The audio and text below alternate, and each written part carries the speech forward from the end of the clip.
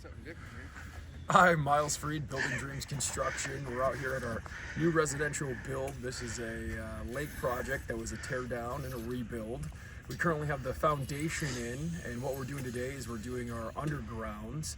So we have the HVAC company here, and the plumber will come in here shortly as well. But what changes on a slab on grade project as opposed to your standard project is for the plumber, it's pretty much the same where you'd have your rough-ins. Typically, if you're just doing a rough-in in the lower level for a bathroom or something, they're still going to do the same thing with their pipes and everything under the main slab, except instead of it being under the basement slab, it's actually on the main level. But it does change a little bit for HVAC, because how do you get your heat into the floor? Because that's typically where your floor registers and stuff are on your main levels. How do you do that on a slab on grade? So there can be a few different options. If you use two different systems, you could do in slab heating, where you run your pipes in the actual concrete itself. I suppose you could do it with like mini splits and things of that nature, but what we're actually doing here is we're using the forced air furnace system, and what we're doing is dropping those pipes down underneath the slab here and then insulating everything, and I'll walk you through that real quick.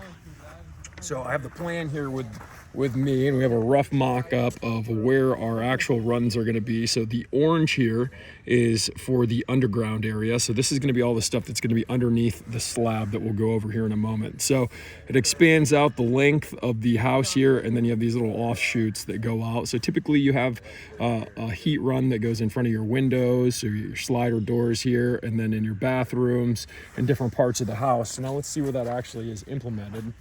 So our giant white tube that we have over here is our main run that's going to kind of circumvent the house here and then have the offshoots coming off of it.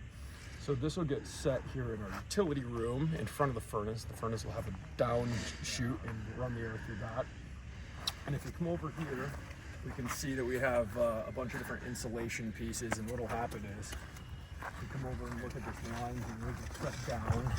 They'll set the insulation down on the bottom, on the side walls, and then right before we pour the concrete, we'll actually set insulation across the entire floor for the concrete's poured. So you have a complete boxed in HVAC run, and that'll be throughout every single run that we kind of showed you on the print here. But that's one of the ways that we can heat this home.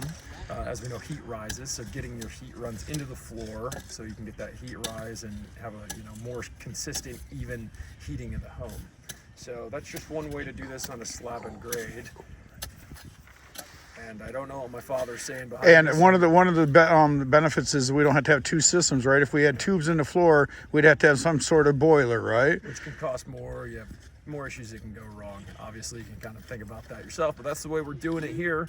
So in terms of just using the one system, that's how we're doing it here. But thanks for checking out this video. Stay tuned for more updates as we complete this process. Miles Freed, Building Dreams Construction. Have a great day.